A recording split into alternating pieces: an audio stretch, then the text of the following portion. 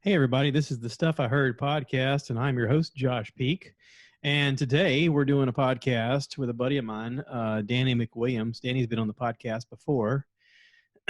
We're trying out this Zoom thing. I don't know who else out there is using Zoom, but I'm lucky enough to have a mixer board with a microphone and a laptop and headphones and all this stuff. And so is Danny. And he right now is he's built a studio of sorts in his house, kind of like I have, except that he's actually got, you can see in his video when he gets on here, some soundproofing that's on the wall. It's really cool looking, and it looks great. It really does look great. I'm doing just pre-roll stuff. I'm just doing the intro pre-roll stuff. What the hell? You starting without me? Well, I did the, hey, this is blah, blah, blah, that kind of thing. Yeah, so I know. Anywho, you're on episode 220. Yay. 220. I like it. Yeah, it's a nice round number. I really like the soundproofing stuff that you've done on the wall. I'm actually a huge fan of this stuff. So I picked up 24 square foot panels of this at one of those bargain bin places for $1. Wow. For all 24 of them. Wow. And so I was like, yoink, those are mine. And so I have them along this wall and in front of me. So when I actually do like vocal recording, I actually turn more into the corner so that it eats all that sound. It looks cool too. I'm loving it. Yeah. And then I've just got, this is just a normal like twill fabric. Yeah. But I have a layer of linen behind it and then more twill. So I've got a good sound dampener behind me. Cool. Awesome. Yeah. So I missed you. I missed seeing your face. This whole quarantine thing has got us like separated. You've been homebound and I've been homebound, and I've been like, I see you on Facebook doing the things at night where you're reading bedtime stories, and I need to get back to doing that. I've been slack about it. You're still doing your YouTube videos. I like the shotgun scabbard thing. That's pretty cool. Yeah, that one is part 2 is going up tomorrow. Yeah. So that'll be interesting. I've got a bunch more projects. Ooh, I can show you something. Okay. I like this. This is fun. I don't know how you're going to feel about it, but I saw you post this on Facebook. I was like, whoa. So I just finished this, and it looks like it'd be hot. Form a little bit better. It's actually not that bad. It heats up pretty quickly, especially I've got some batting cut that I put in here. Yeah. But yeah. It's very Road Warrior-ish. Yeah, I decided to do a weird leather project. Yeah. I've been trying to. There's some girl out there that's really into that kind of kink, and she's going to be like, ooh, that's my guy right there. Right. He has leatherworking skills. We must meet. Yes. We'll make you like a subreddit screen or something. Let's do it. Let's do it. I'm making dominatrix masks for the quarantine. Just start pumping out GIMP masks. Yeah, I think it'd be a big hit. Oh, goodness.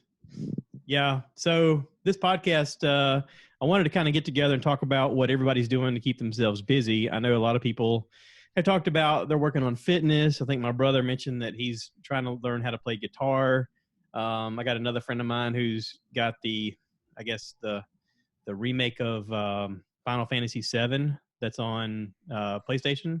He's been playing a lot of that. But what have you been doing to kind of keep from going crazy during this quarantine, other than building a studio in your house? So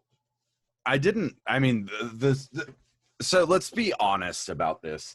I don't know if you can see this. This is held on by thumbtacks. That's okay. So this isn't exactly like building a studio. I'd like people to know that they can do it. That's one of the things I like is, well, that's you tell people, look, you can do this yourself. Like this is nothing absolutely fancy. That's why I found this stuff. I have my desk here. I've got my the interface that I bought from you, the little board and the Yeah. USB system. And so this is actually my editing station as well. But all in all, I have, other than like equipment, when it comes to just like the sound stuff, I have about $8 into this sound corner. Yeah. Because this is actually, the thing behind me is actually on a PVC frame. Oh. And so it's literally just a straight bar with two 90 degrees that go down into T's that have the legs. And then it's a linen curtain that I found for $1 at a bargain bin place. It's a thick curtain.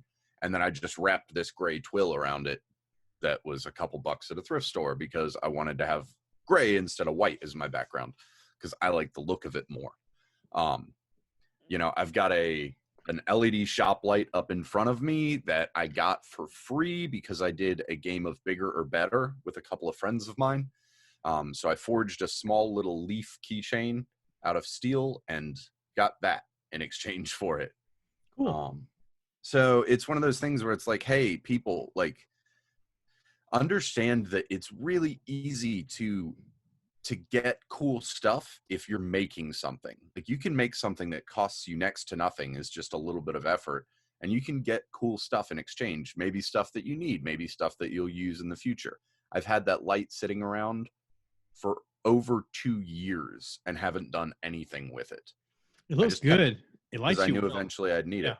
So I've got that one up there, and then I've got another one there, another key light there and there. So I have 4 lights on me right now, which usually when I'm in this corner, I have one more really beaming on me from this direction over here. Right. You'll see that if you tune in Saturday at 8:00.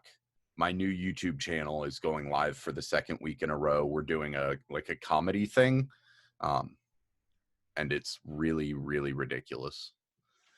So I have a light. I'm actually texting you right now. I have a ring light, one of those LED ring lights. You're telling me about that LED ring light. It's the only light I have in here, but it lights me so well. And then this sheet thing, this is just a sheet I got on the wall with thumbtacks. I got this on, I think Instagram was advertising different kinds of backdrops that you could use. And I really like the Fibonacci sequence. I think that's beautiful looking. Right. And then when I put that light on it, it makes all of this stuff kind of pop. Like the color on it just goes, which is way better than the wall looked behind me because the wall was just shitty looking. So one thing I would tell you lighting wise is I would get another one of those lights. Yeah. And get them coming from 2 different angles. Well, I've also got a lamp here that you and I purchased, and I'm very happy with it. I put it on a little table next to me. It looks really pretty. It's it's antique-y looking. I cleaned it up, all the dust and stuff cleaned off of it. The best part was it was what, $6, $7. I was like, right, you got that thing for a steal. Yeah. So I've been actually messing with lights a good bit during quarantine and working on electrical. I have 2 lighting rigs at my friend's house. They're doing 3,450 lumens each rig. Mm-hmm. And it's just 3 bulbs in a sequence. I bought those like $10 bathroom fixture things, just mounted them on a piece to 1x, wired it in, put a switch on the back with a plug, and they work really well. Those are pieces that I'm going to keep around for doing stuff more like this, where you don't have to light a big area. Yeah. I've still got my big production lights that I use for bigger stuff, but this room that I'm working in is not big enough to justify using those giant production lights. And just doing a little bit of color correction on this video feed works wonders. Getting your white balance set properly, getting the saturation and all of that. Yeah. Your contrast. It's actually looking pretty true to normal, which I like. I would But yeah, like you haven't made a video yet, but I'd like a video of you going. So people have been telling me they like the way this looks. I'm going to show you that you can do it yourself, and here's what I did, and kind of just show a like a real in depth of this is just this, and I use thumbtacks, and this is the PVC, and this is what I did, and I mean it may help somebody out there, some kid out there who may be like, I want to try it, but I don't know what I'm doing. And if it's a how to, then yeah, you can show somebody how to do it on a shoestring budget. That was kind of the all the steps that I'm doing, like even building this stupid table that my laptop sits on. I built it just because I wanted to people go, oh, I could do that. Why not? yeah. Let me hell. Let me take some notes on that. So most of my bargain stuff, let's be honest,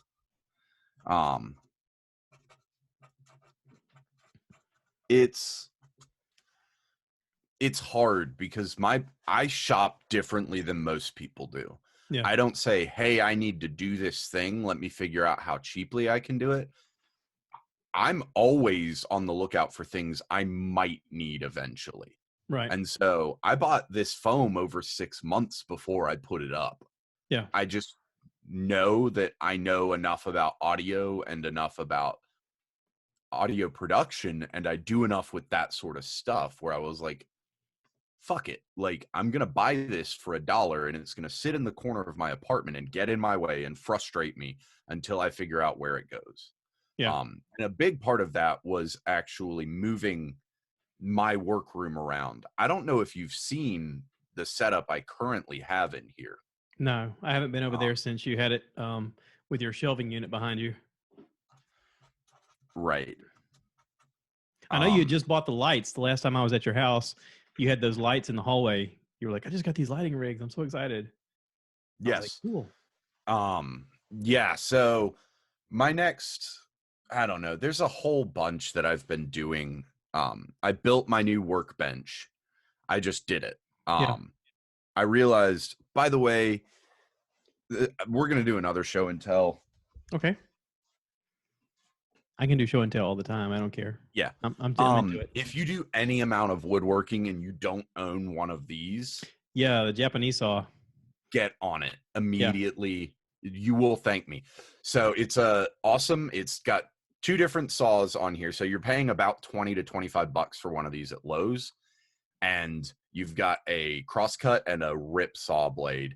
So you're basically getting 2 in 1, and it cuts on the pull stroke instead of the push stroke.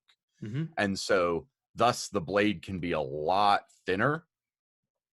And so you've got, I measured this yesterday. This is about 0.5 mil, or in imperial, that would be about 328ths of an inch. That's what the kerf on this cut is going to be. That's what your waist is. So it's way better than these big, like, and if you're budget minded, Harbor Freight has the same saw for $7. Absolutely. And when it comes to Harbor Freight stuff, buy that first. I bought this because I knew that I wanted it. I've used them before. I wanted a good one for myself. Yeah. But I'm a firm believer in buy your first tool at Harbor Freight if you don't have a lot of experience with it, especially if it's something like this without a lot of moving parts. They tend to work fine for most of it. Well, even the ones with moving parts, they have quality grades now that are like, they're okay, right. They're better, they're best. Like the hand grinder, I've had different types of hand grinders before, and I'd bought their cheap one that was like, it's on sale for like $15, and I used it for a good solid year and completely wore it out. I mean, it died. And then when it was time to buy another one, instead of going the step up, I went to the third step, which is their Hercules division. And it's a powerhouse. I mean, it is a powerhouse. You get what you pay for. I mean, but they at least acknowledge the fact of, here's the 3 different brands we have. And they even label it in their advertisements: good, better, best. Right. And I'm one of those people that, like, I would rather you buy that $7 tool and use the crap out of it and make stuff and break it in 6 months and have to go get a replacement. Than not buy the $30 tool because you don't know if it's worth it. Exactly. Like, and if you I promise, if you buy that $7 one and you start using it, you're going to fall in love with it.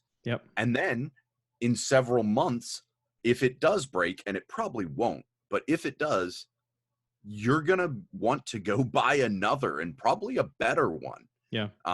Those things are so super valuable. So I took 3 kitchen cabinets that 2 of them my friend gave to me. One I found on Facebook Marketplace for like $20. And I just took some 2x4s, cut them to length, and cut them down with that saw, and just drilled and like pre-drilled and screwed everything together, put a top on it. And I have a big standing workbench with a ton of storage now. And it actually freed up a lot of space in this room for me because I was able to reorganize. And now I've got my sound corner, and right over here, I've got my big standing workbench. So I've actually almost got 2 different production spaces in an 11 by 11 room. That's awesome. And so someday I need to go through this room and just kind of give everybody a tour and be like, look, this is what I do with this tiny space. Like, you don't have an excuse not to be creating. Yeah. Yeah, that's one of the things I hear all the time whenever I see somebody with a good idea. They go, I just don't have the space. I'm like, really? You don't have the space? I'm in a 10 by 10 room, right, and I'm doing all this crap. But yeah. So what have you been doing otherwise to like keep yourself from going crazy? Have you watching any Netflix or anything like that? So let's see. I'm in one tabletop role-playing campaign, and I'm GMing 2 others. Okay. So I have 3 campaigns going right now. I've been making and creating a lot. I've been I'm working on writing a pilot episode for a TV show that I came up with the concept with that like over a year ago. And I got in touch with an old friend of mine. We've worked on some creative projects in the past, and we haven't been good about being in touch over the last few years. And I was like, hey, dude, do you want to work on this with me? Because A, we both suck at keeping in touch, and B, this is a great excuse for us to actually like meet once a week over video chat and catch up and bullshit and just hang out and laugh, and also maybe get some work done. Yeah. So he and I have been working on that. As you mentioned before, I was doing the bedtime stories every night. I'm going to get back on doing that. Mm-hmm. I've been trying to figure out what I'm going to start reading next. But every night at midnight on my Facebook, I've been going live and reading about 30 minutes of bedtime stories. And then I've played a couple of video games and watched a couple movies, but mostly it's sit there and be depressed and scroll through Facebook, if I'm being completely honest with you. I've taken a lot of naps. So I've been trying to be productive without forgetting to be kind to myself. And that's... I watched a really helpful video on YouTube by a group called Think Media. They do a lot of YouTube tutorial stuff and a lot of stuff about Instagram and stuff like that. And they did one about how to make your thumbnail image in your YouTube videos. You know how people have the images where they have words on them and it looks like the lighting is just right and their face is just right. And it's like, how did you do that? Right. So I found a video, and I'll send you the link. It's very helpful. It actually uses Instagram. There's a thing on Instagram where when you open Instagram up, you swipe to the right and it shows your face like you're going to do an Instagram stories. Then you swipe up and you can see your picture. And when you see pictures, you can select the picture that you want.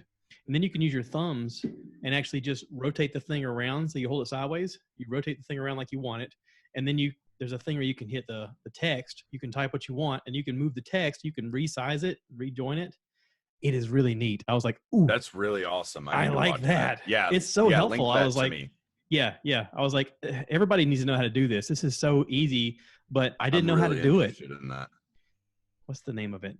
Like, it's one of their more recent ones. Let's see if I can find it real quickly.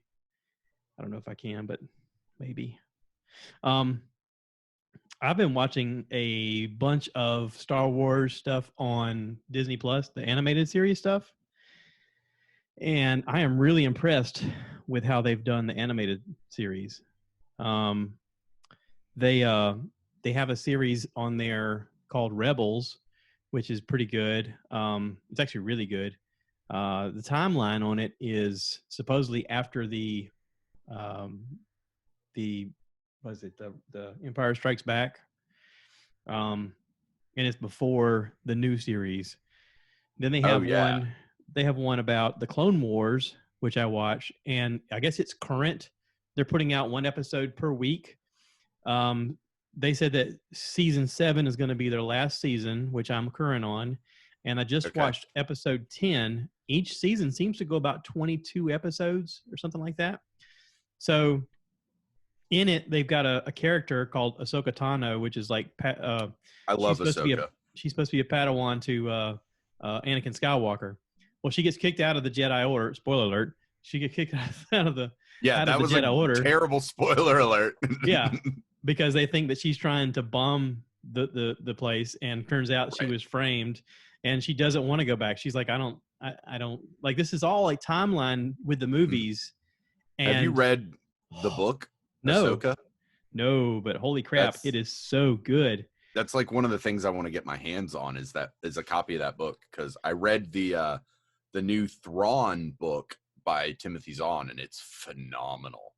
And so the one that I just saw recently was the one where she had a really hard battle. It was a two-part episode, like number 9 and number 10 of season 7, where she battled Darth Maul, and it was so beautifully done. It looked better than a movie. I mean, she's a dual lightsaber wielder. Is this Rebels that you're talking about? No, this is Clone Wars. Okay. Rebels was great, but I mean, Rebels. I think Rebels is probably the best animated series they've done. Matter of fact, the storyline and the characters are so fresh and so unique, and the way they end that series is so awesome. I don't know if you've seen it, but holy crap! I've seen a lot. I've seen about halfway through Clone Wars, and I love it. And I started rewatching the Clone Wars when I first subscribed to Disney Plus. But they literally were, for some reason, my account was only showing 8 episodes in every season. And so I was like, screw this. And now it's like rectified itself, but I need to go back and watch it. I can tell you that there are episodes that are worth skipping. Right. There's a lot of like filler in Clone Wars, especially the early seasons. Yeah, well, there's an underwater, like 3 or 4 episodes that are awful. They're just awful. You can skip the whole thing. It has nothing to do with the story. It's just filler. And there's a lot of that. The action is dumb. The story is dumb. It has nothing to do with anything. It's just like, why put this in here? I mean, really? Right. None of these characters ever come back. Of that. But I will say, like, one of my favorite things about Clone Wars is how much it's willing to do that, how much it's willing to take a deep look at storylines that don't matter. Because that's actually one of my biggest gripes with Star Wars as a whole right now.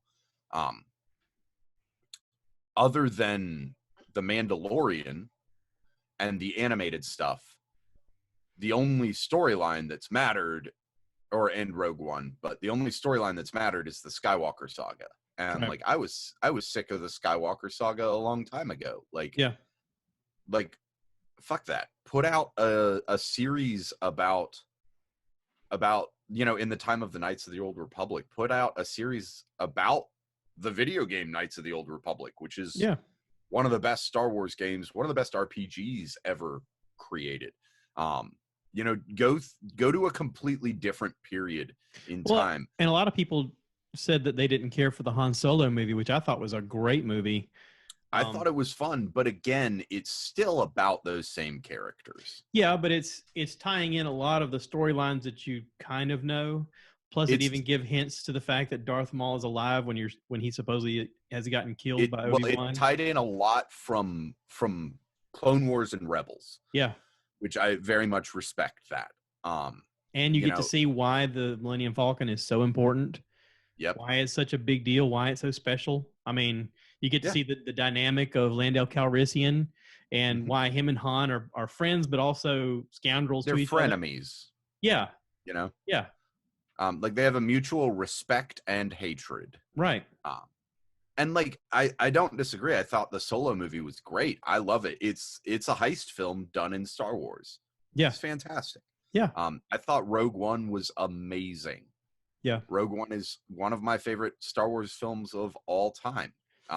It's I hard have to explain Rogue One to people who don't understand what they watched in the first original movies.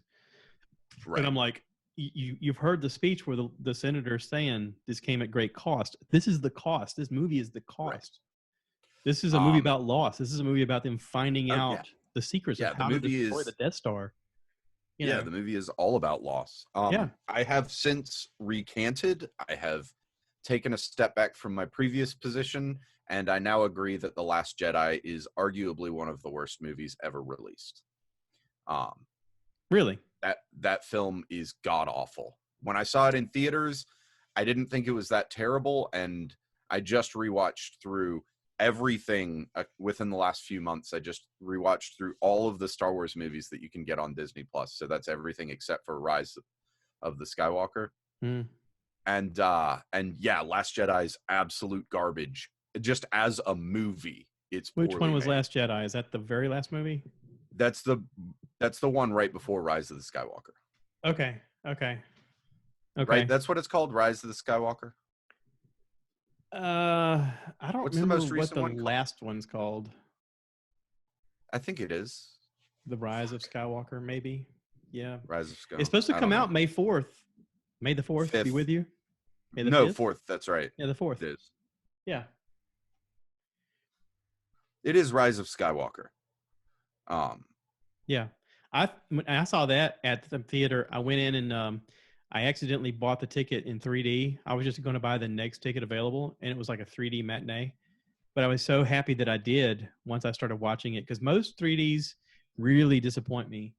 But I was really impressed with the way they used 3D in this movie, not only in the fight scenes with when you're in outer space with the ships going around and action happening in all directions, but right. when the force is used and the lightning becomes I'm like, because it was everywhere. I mean, it was all encompassing. They spent a lot of time making that look gorgeous in 3D, and I was blown back in my chair. I didn't see it in 3D. I hate 3D.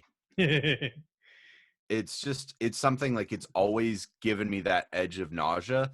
Yeah. And to me it's always been a gimmick. Like it's always something that detracts. Like I don't go to a movie for the visuals. Like the visuals are secondary for me. I go for plot and character development and story arc. I'll give you two examples where visuals. And I know are really I sound cool. like an arrogant son of a bitch right now for saying all of these things, and I'm not trying to belittle anybody that goes to movies for visuals. We're all different creatures. It's just not something that is my cuppa. Okay, so Avatar 3D. Wait, which one? The one with the blue people? Yeah. Okay, because if you were talking about Avatar: The Last Airbender, the movie, I was gonna reach through this screen and slap you. Avatar: The Blue People is only good in 3D. I've watched it 2D. It's not a good movie. In 3D, it's so beautiful. It's better than the movie. Here's the thing. The movie isn't good. But in 3D, it's still beautiful. The special effects are good. The story's garbage. I like the story. I think the story's garbage. I like the story because told so many times before and so many better ways. I like the story because it also lends into the idea of what happens when we dream. Is our dream reality or is this reality? I don't disagree with that. I think that's a fascinating concept. I wish they'd actually leaned into some of those more existential questions. Yeah. Instead of basically just remaking Pocahontas with blue people. Right. Well, they kind of did that in Inception.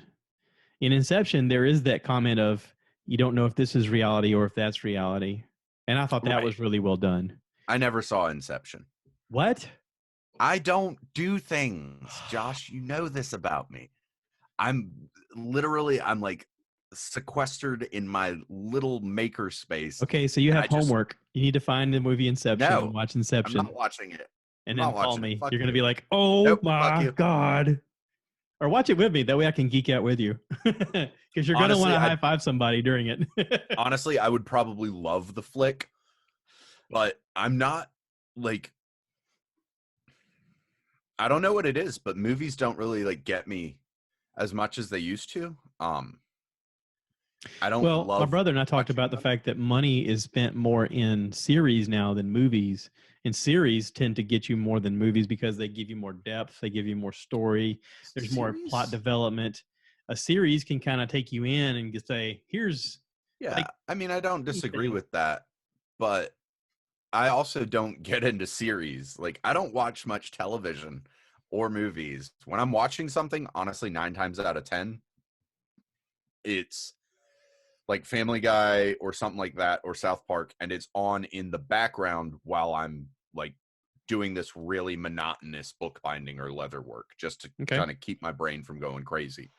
Um, to sit down and relax, most of the stuff I'm watching is like Taskmaster or 8 out of 10 Cats Does Countdown or Would I Lie to You, um, which are all like comedy panel shows. So I am a weird nut, Josh, and you know that. Well, I Like, have I a am not theory. your typical person. I have a theory, and you answer me Okay, if I'm right let's on hear your this. theory. There, my youngest boy Jacob was into writing a lot, and when he wrote really extremely fascinating stories that were out of this world, sci-fi, and it was, I mean, reading it was like, it was like reading Harry Potter the first time, but on a different level. And I was Yeah. like, what kind of brain is this? And he would write like this whenever he was on restriction from television. He would just sit in his room with a notepad and just go to town. And he wrote the incredible stories. And whenever he was off restriction, he would just watch stuff. And I heard a guy one time say that in order to be a creator, you can't create and consume. You have to either Mm-hmm. create or consume. You can't do both. It's really hard to do both, because if you do both, one of them's going to lack. Mm-hmm. And maybe you're on that path of, I got to create. I feel inspired. I want to do this. Yeah, I'll have this on as background so it's not just super quiet, but Mm-hmm. I'm into creating and this is what I'm going to do. And like, the more that so I've actually looked at that issue a lot over the last year, um, and have come to the same conclusion that I'm more of a creator or a maker than a consumer. Um, And the other thing that I do is, Josh, I spend a lot of time on YouTube, sourcing inspiration for different projects. Like, I'm that person that's like, hey, I want to learn something new. I want to be inspired. I watch a ton of stuff on YouTube about how to do a lot of different processes that I don't even use, just because like maybe looking at this process from this different angle will help me look at this process that I'm actually working on from a different angle. Um, and so my brain is a lot more made of like nuts and bolts than like a lot of the time I'm willing to really admit to myself. And so all these stories and stuff are just too, for me, it also kicks in a lot of my social anxiety. Yeah. Like, I know shows are built on conflict and they're built on, like lies and manipulation and all of this stuff. And I hate it. I Yeah. hate watching that stuff. I hate, like, Game of Thrones, man, like, brilliantly made television, excellently written. Fuck that. I hate it. Like, it makes me so uncomfortable, and it hurts to watch that stuff, which sounds like super ridiculous, but that's who I am as a person. And over the last few years, I've tried to become better at admitting that to myself and not trying to force myself to be someone I'm not, Yeah. and just say, like, you know what, like, this isn't what I like. This isn't something that like edifies me or brings me comfort, so I don't have to be okay with it. I'm I'm kind of fine the if same way you're okay with it. there's comedy shows out there that really like to harp on making people feel really uncomfortable about them doing something really stupid. And I'm like, I don't like that type of comedy. Like there's a certain genre of comedy where they just get as awkward as they can get, and I'm like, What's this the isn't for me. Impractical Jokers? I Yeah, hate it. I I hate can't it. watch it. Have you ever seen Taskmaster? No. Okay, you should go on YouTube and search for Taskmaster Series 1, Episode 1, and just watch it. Okay. Because that show isn't about purposely making things awkward. It's about like you'll love it. Like I promise you, Josh, you'll watch that first episode and be like, holy crap, this is awesome. It's just a ton of fun, and it's a really well done comedy show, and it's hilarious. You'll see comedians on there that you absolutely recognize because I know that you're big into the comedy world. Oh yeah. Most of them are from the UK, Just so today it I might watched broaden your horizons. there's a show called First We Feast, where this guy Sean Evans has a show called Hot Ones, where they eat progressively hotter wings, I've and he asks seen you the Hot Ones questions multiple times. Yeah. Yeah. So he just did one, I guess a couple of weeks ago with Bert Kreischer, where Bert's been on there like 3 times. I think this is his 3rd time. And, he's a much bigger star now than before. He wasn't the first comedian to do the show. I think he said that on the episode, he says that Chris D'Elia was the first one to do the show. And Wow. Chris D'Elia was the one that was like, dude, you got to watch this show. It's so great. And then Bert was like a huge fan. He talked about it on the podcast. He reached out to them. They had him on. I think he did either 1 or 2 episodes with Tom Segura as well, where they had like a face-off where they were trying to like outdo each other with how hot they could eat the wings. Hell yeah. So this one is him doing it at home in the man cave because they're Zoom, kind of like you and I are Zooming right now. Yeah. They were sitting there with each other, and they had wings in front of them that they'd cooked. And then Sean had sent him the series of sauces, and he goes, we're going to go down the line, and we're going to do them progressively hotter. So Bert's doing them at his house, and he gets to see – he's like dousing it on there, and like especially like the first couple, he goes to put it on there, and it shoots out way too much hot sauce. And he's like, "Oh, it just got everywhere." And he's like, "Look at it!" He's like dripping off the thing. Yeah, I'm not okay with that much hot sauce. Now, not okay with that. That is a socially awkward situation, but I can find I don't know. There's a humility in it that I kind of feel is familiar because I go, that would totally be me. That would be me going, "Yeah, I want to have fun with you. I want to do this thing. Let's eat hot wings. Screw it. Why not?" And then as you go, you get like 7 or 8 into it, and you're like, "I've made a mistake. This is too hot." Right. I'm not going to do it. Like No. I will never go on Hot Ones. I would do it. I mean, I would probably do it, but I would do it. I would do it because I'm a fan of the show. I'm a fan of the show, and I think it it's would be fun. brilliant. But I don't think anybody is prepared to see me get that just absolutely irate on camera. Like I will get so mad and like genuinely so mad at myself for doing it. It's funny when you see like different celebrities do it and see the reactions. Oh, yeah. Some of them can take it with no problem, and some of them literally like when honestly they get to, one like, of my step favorite 5, episodes they're like, was I'm Gordon out. Ramsay. Like Gordon Ramsay's episode was hilarious. Like half of the time he's just sitting there calling him a fucking donkey. And like he's so mad. And you can tell he's so mad and he's kind of trying to keep it together. Like kind of trying to not be a complete dick. Yeah. But he's livid. And like there's a couple of points where he's like, I don't know why the fuck am I doing this? Like why am I like who the fuck are you? Like why do I care about this? Like you could see him just genuinely getting irate. There was a good one with Margot Robbie where she was promoting that Birds of Prey movie, and she did it. She did okay, but even she was just, the whole way she was just like, why am I doing this? This is ridiculous. I'm promoting a movie. Just watch the movie. I don't care. And then towards the end, one of her, I guess the other girls from the movie were in the studio watching her do it. And they were like, do you guys want to do the last one just to see what it's like? And they were like, okay. And they all get on there and they're like, oh my God. Oh. They're all rushing off camera because it's so hot. Right. It's ridiculous. It's sort of the thing of, if you've got friends and you're like, oh, this really tastes bad. Here, you taste it. And you see one of your friends taste it and you go, oh, this is awful. You're like, I know, right? I made some of my friends eat durian fruit a few months ago. So what is durian fruit?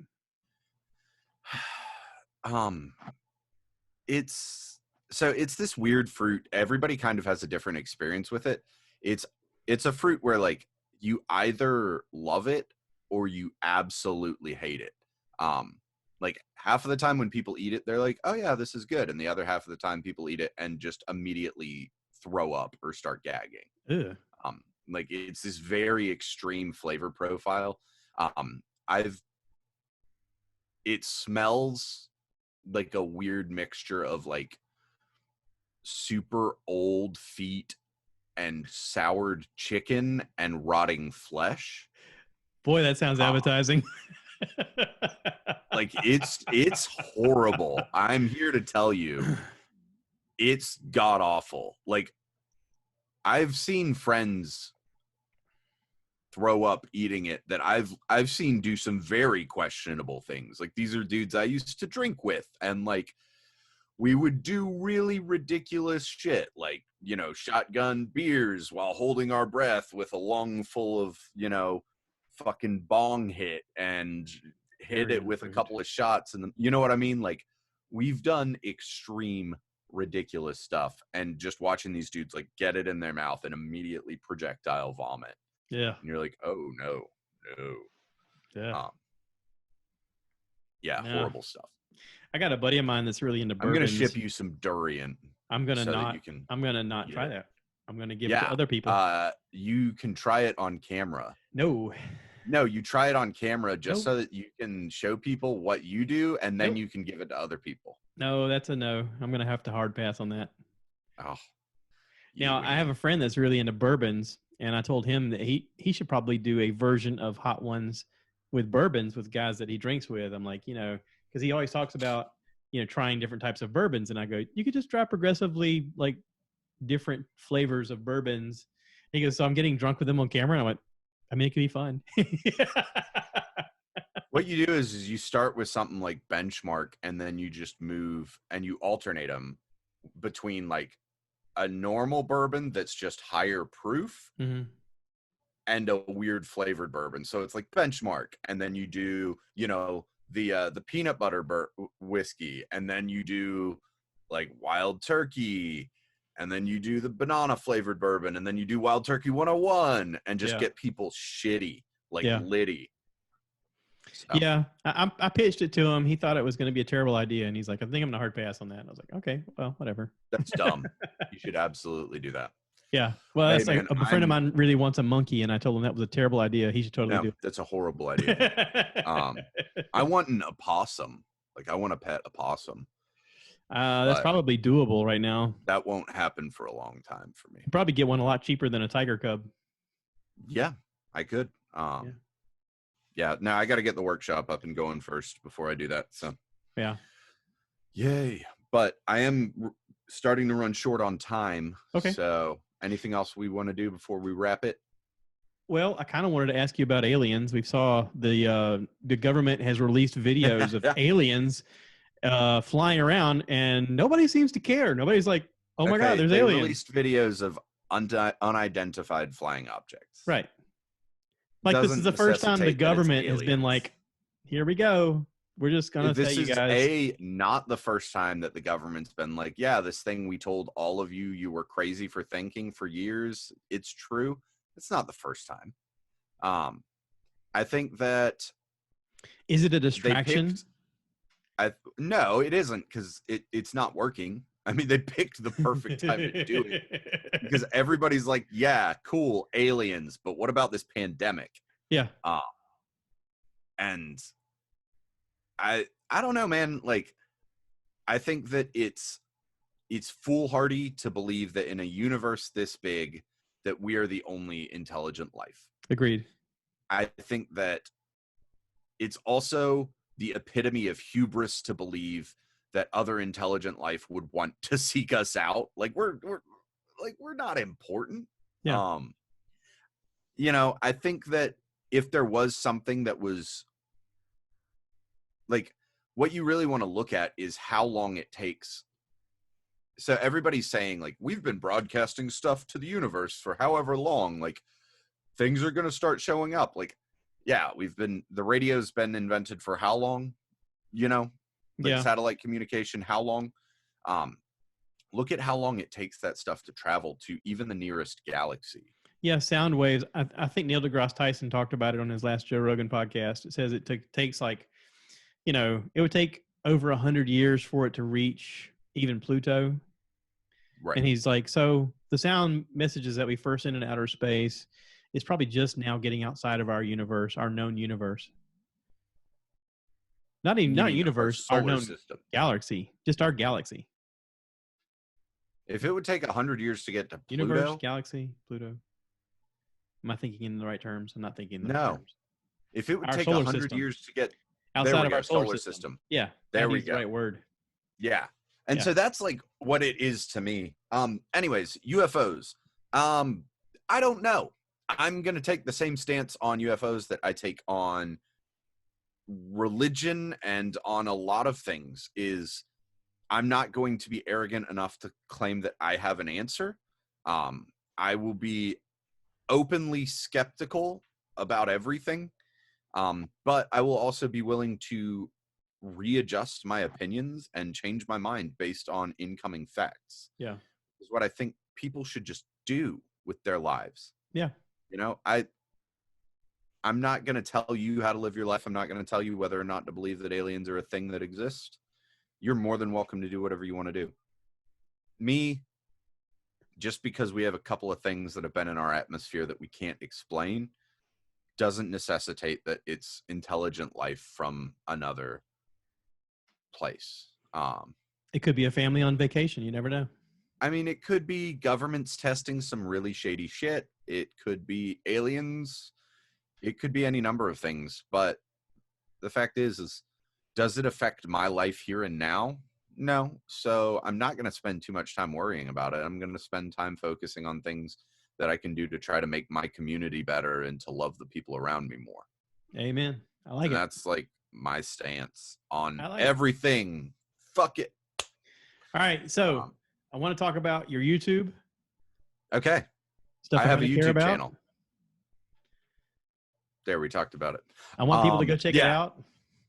So I have YouTube channel stuff I kind of care about, and it's me doing a lot less cursing and a lot more like, hey, this is how I do this thing. And this was a really stupid way to do it, so you should probably not do it that way. There's a lot of that on there. There's a little bit of, hey, I actually got it right.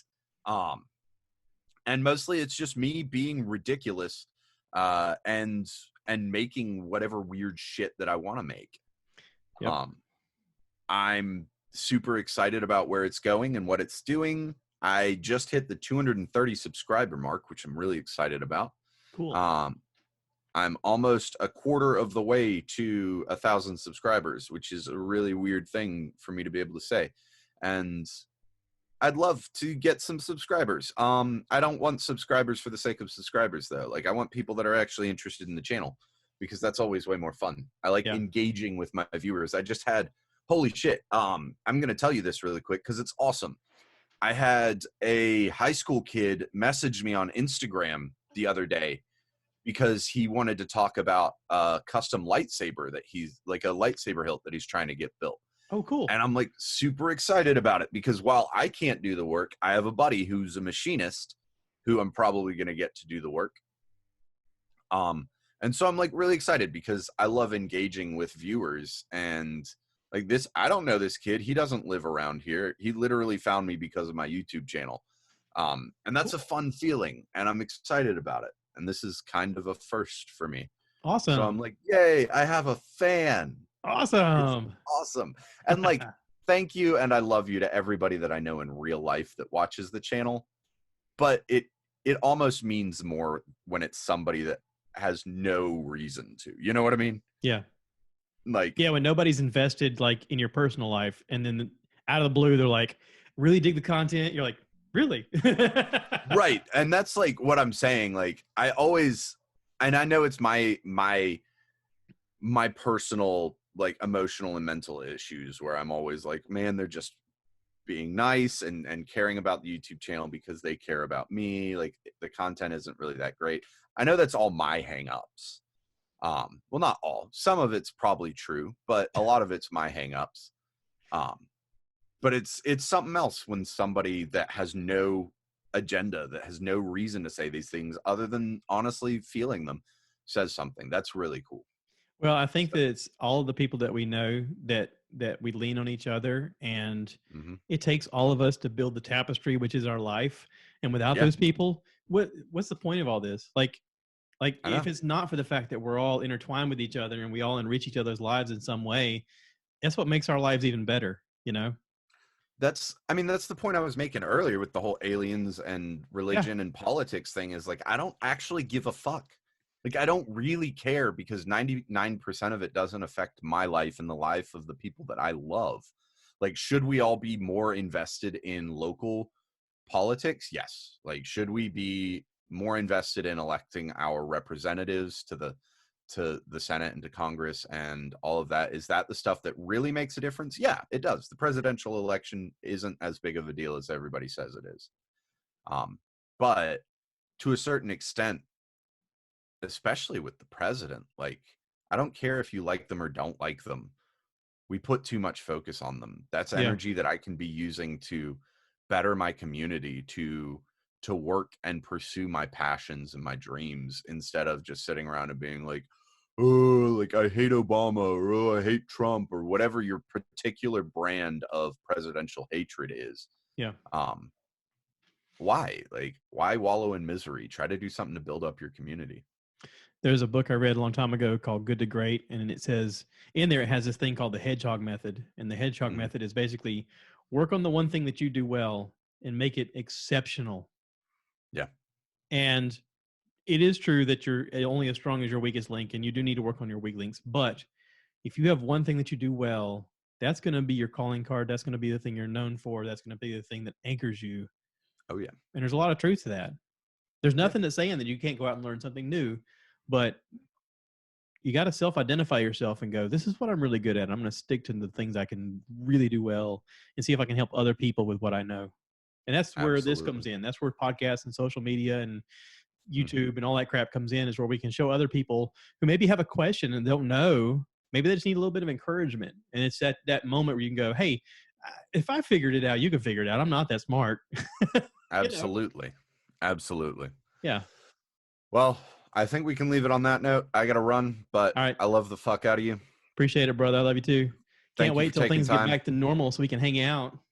I know. I'm missing it. We're going to do more thrift store adventures. I want to show you some crap I've been doing around here. I know. I want to show you crap I've been doing I want to around see your here. crap. I know. I can't wait. I'm going to fucking kiss every one of my friends straight on the mouth when this quarantine's over. I kind of want to get a Legos Star Wars thing and build it just to have playtime with Danny. Yeah, I'll build Legos with anybody at any time. We could So. Zoom build Legos, couldn't we? Dude, I can't afford Legos right now. I'm a fucking bartender and I haven't worked in a month and a half. All right. Like, we'll figure something out. all right. Later, babe. Appreciate it. Hey, everybody. Thank you for subscribing and tuning in. And please check out Danny's channel on YouTube. And by all means, cue the cow.